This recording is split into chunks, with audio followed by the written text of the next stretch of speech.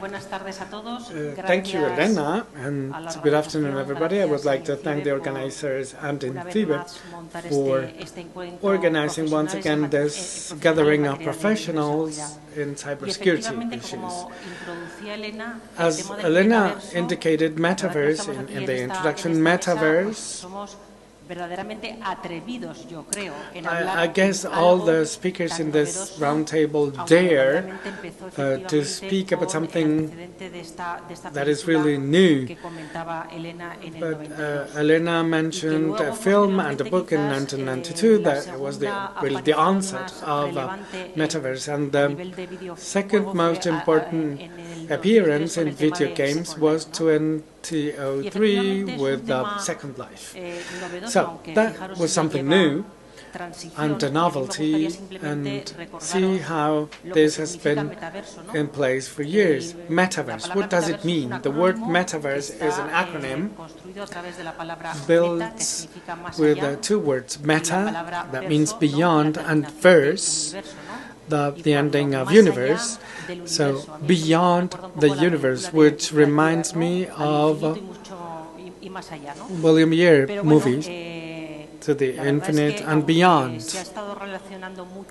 So, this has been related to science fiction and movies, but lately we see on the media many news about the creation and the development of Metaverse, spectacular investments of some tech companies.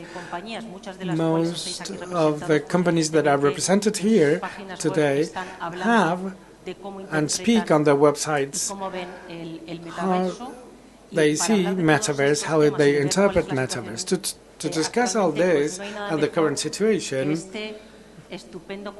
no one better than this expert of panel members.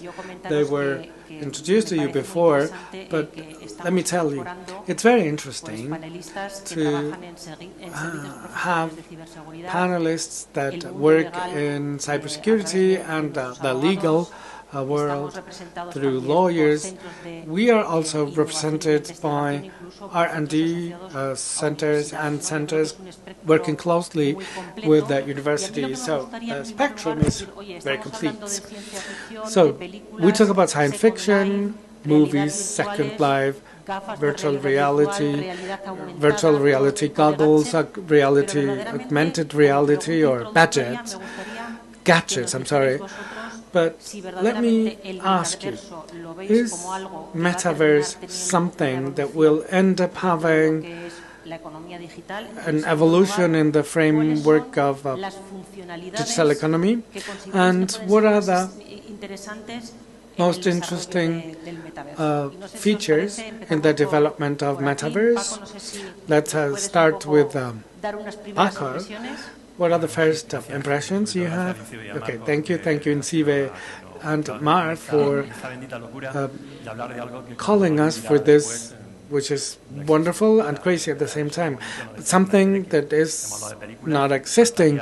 Metaverse is an abstraction, and Lady Player One by Steven Spielberg, that was a bestseller and now a movie. But just to answer to the question, I think we need to have clear in mind this is not a new technology. In our center, we've been working with this for 12 years. Virtual reality, augmented reality, mixed reality. This has been already been invented. So we are experiencing marketing of a company and a model that has been exhausted, and they need to continue working, but something in a completely different way, because we're talking about data and how we need to manage privacy. This is a mature technology, and a next leap forward must be taken to use a key. I don't fully understand this key, and things have precipitated after the pandemic where physical contact was reduced. Now, saying that you will be in a place with a device, goggles and pressure systems, etc., you will be able to be in touch with other people. Technology is there, but Metaverse is not clear. It's, for me, an abstraction. Would you dare say one of the features that is going to be very successful? Yeah, in education, this is a good invention for education. We work with entities, I cannot disclose their names, but we are working with people with special needs in very complicated environment, using optic systems and working with something that is called digital genre. And for diversity, this is very important, but there's still a long way to go. Thank you, Paco. Mar, what's your take on that? I fully agree with that. So I can say, okay, I have to move on to the next presenter. Now, as Paco mentioned, let's call it this way, reuse of a technology within a marketing framework, which is legit, okay, no problem. And throughout the time, many initiatives happened following the same lines. The reusing of technology for something that will simplify our life. That was, Paco talked about education, I can talk about disability, people with disability, diversity, etc. So we move from science fiction, Player One. If you didn't see the movie, please go and see it. It's a dystopic movie, but giving you sort of a gist of what Metaverse is. And this is not in the short term, but in the really long term, this will happen with all the things this entails for privacy and also for security. Security not only within Metaverse, technology within Metaverse is like making a drawing on the internet and be within this drawing, but this is related to other things that will be related to the use of Metaverse and all the things that will be done with Metaverse as we do now on the internet. One of the features is functions. Well, in security, let's put it this way. Okay, thank you, Mar.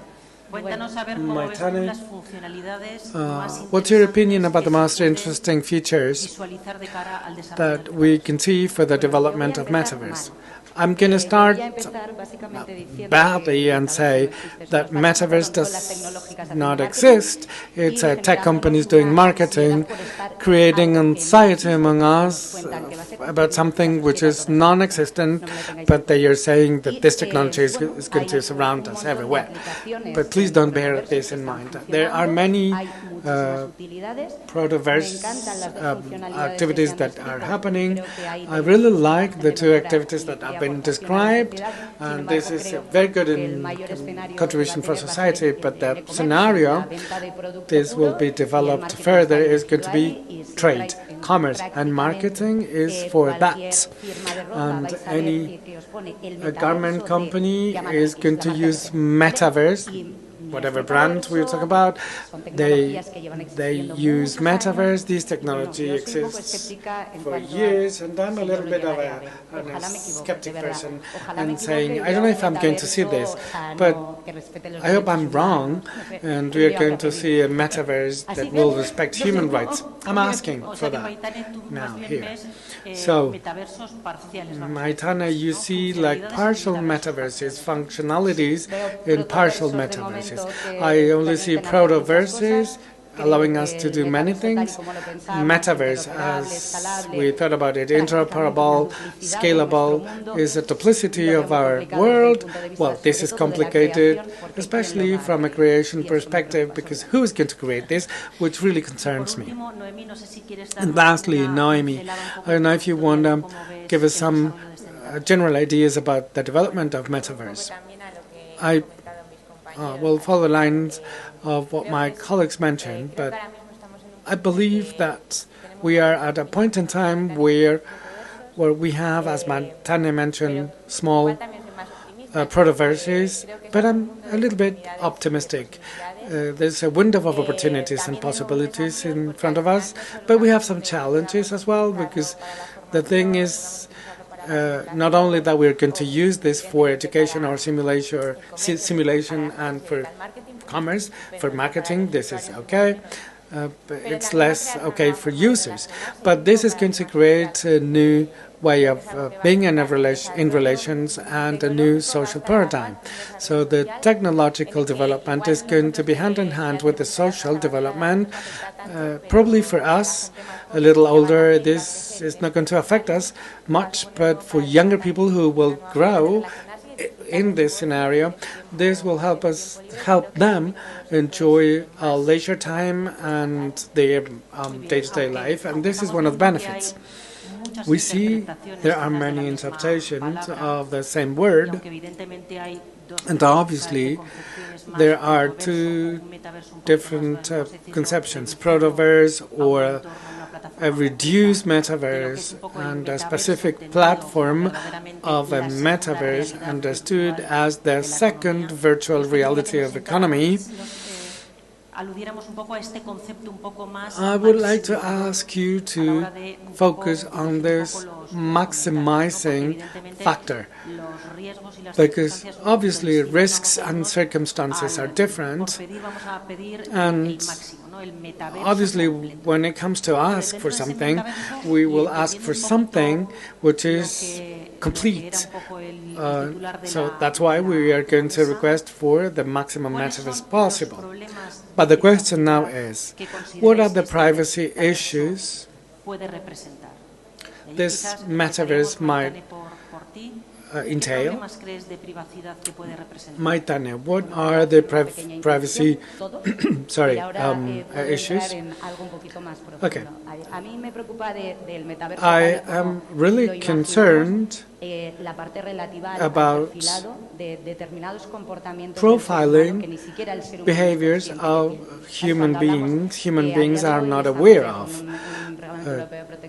Today we have a system for data protection that is fully operational, and we also have a legislation that is working if applied. The thing is that legal experts legislate to apply a norm or a law to an act, to a fact. So analyzing how our body emotionally reacts to stimuli, the way we understand how our eye reacts when we are facing different scenarios of joy or tension. So this profiling of scenario is one of the main scenarios in terms of guaranteeing human rights, when we understand human beings must be above everything else, and we don't have to use other human beings for work, for example. So that's the fundamental rights that should be above everything, and that's the first thing. And the second thing is how roles are assigned in the metaverse. Some relations are more complicated to understand than others, but we know who are responsible for treating and handling with data, who are the persons in charge, etc. But knowing whom do we have to address, which is a guarantee in data protection and in other issues, knowing who must we contact for claims or for making our rights to be upheld, or knowing who is causing data leakage, etc. So one of the biggest things. So knowing who is something important and concerning at the same time. Which leads me to the second question I wanted to ask, and probably Paco, you might help us to understand with your standpoint. I'm talking about identity. When we talk about avatars, who is hiding, allow me to say this, who is hiding behind an avatar? Are we able to know who the person is in this metaverse. And another issue related to identity is related to interoperability in this huge global infrastructure we are talking about now. So could you please, Sami, tell us what your take on is on that? What's your take on regarding this? So we have two projects for Metaverse. First project is on interoperability, and one of the main problems in terms of cybersecurity is precisely this, interoperability. In blockchain, interoperability and scalability is a nightmare, and from identity research point of view, this is something we need to tackle right now. Maitane mentioned the market approach, but the most important thing is how are we going to deal with data. Companies are working on modelizing digital avatars using AI. This means that when we will be in Metaverse, Omni-mode Metaverse, that will have two characteristics. The role where I am a unicorn, which is actually a 63-year-old trucker, that's one thing, but the same 60-year-old trucker from Socia, which is no longer going to be a unicorn, but will be in touch with the public administration, well, avatars will have different positions. So avatars will be a digital image of yours with your biometric data, your eyes, your voices, etc. And you will use this once a week to do something. But this avatar is there learning constantly with what it has. I don't know if I made myself clear, and avatars will grow. So there will be a sort of a diversification of who you are and who your avatar is.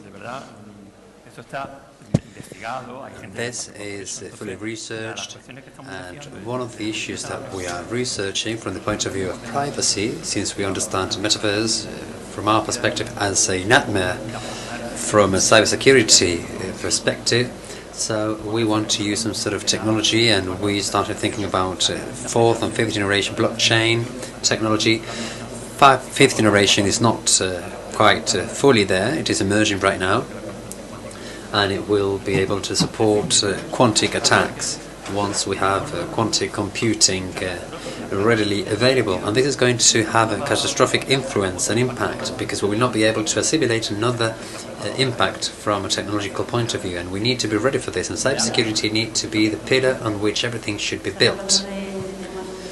You are mentioning many interesting issues. Marco, you might be able to elaborate on this, since we are talking about developing infrastructures, many players that are part of the Metaverse, infrastructures, operators, providers, service providers, gadget providers, users, the administration. We are talking therefore about many different players and elements which should be controlled or governed somehow. You mentioned the governance model. In that governance model, what is your take on who should be responsible for coordinating that governance model? Who should be addressing, who should be involved? How should we go about it to avoid governance being behind what has already been developed? Well, I would like to add something to what the colleagues have just said, and that's how we collect that information, where that information is located, and who is going to be using it. And this is in line with what you just mentioned. We have a series of manufacturers which are developing gadgets to connect to somewhere that does not exist yet.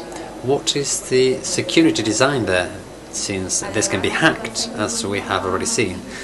Furthermore, that information goes somewhere which is the cloud, so we still have that debate about how to host that data in the cloud. We have a European regulation, it has to be located in Europe, but we're talking about the technological companies, and technology companies, I work for one of them, we work in domestic markets, but some of the solutions are not so aligned with those, with that aspect. And then who is going to be using that data? Who am I to say how this model that is non-existent should be governed? That is the debate. I am no expert in that regard, but it is actually the governments? Is it the citizens? Because this is going to be centered on and around the people. The metaverse, at the end of the day, is centered and focused in a way that technology is used for a good aim. But as we have seen, this technological explosion may actually lead to multiple risks, and not only related to cybersecurity. I'm referring to cyber attacks, service denials, defacements.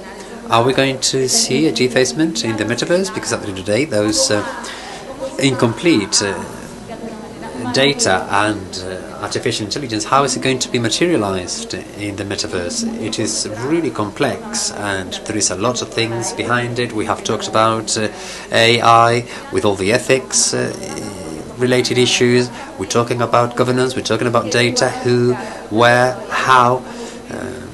I think there is still a lot to be defined, but we need to think ahead and think about where we want to be heading, and also considering all those who may have an influence, researchers, etc. And at this point in time, we have to be listened to, because this already happened with the arrival of the internet. I imagine you don't want to take the plunge as to who should take control. Well, in Spain, we're going to have a historical opportunity in the European Union, because in June next year we will hold the National Agency for Supervision, which has been defined as the agency to do the pilot project for security management across the European Union. Yes, this is a regulation that will need to be closely related to many others that are related to artificial intelligence, 5G, many other technologies. Yes, and it has a punitive capacity, which is what makes it different from what any other regulatory agency does. Yes, I would like to go back to Noemí. I would like to ask whether, at the end of the day, we can consider whether this is a world where there may be abuse, there may be crime being committed, and on top of that, if we think that this is a metaverse that has a digital economy behind it, so we're talking about crypto coins, we're talking about financial transactions. Noemí, in your case, what we're talking about when we refer to the sanctioning nature of this agency, if we go a little bit beyond and consider that it has been shown that maybe with the origins of video games and with what we saw with in relation to the behavior, the human behavior during the pandemic, that tells us that there is certain predisposition of the youth to have a better preparation, including technological preparation for this concept. How do you see this aspect? I think there is a greater risk. Obviously, there will be other groups that may be in a risk situation because their digital competence may not be as developed. But those groups may not use Metaverse so much. What you just mentioned, when you refer to the video games, minor users, all the video games they use, they have avatars, they are saved and stored in video games.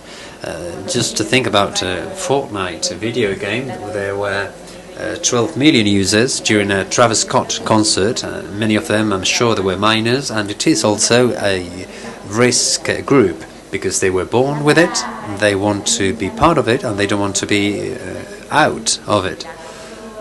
In order to minimize the risk of cyber bullying,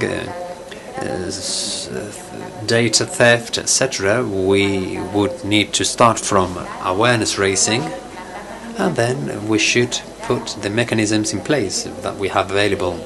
Access restrictions, as we usually have, parental controls, and we also have to be careful. Not so long ago, I read that Epic Games and Lego had come together to develop a device for the protection of minors.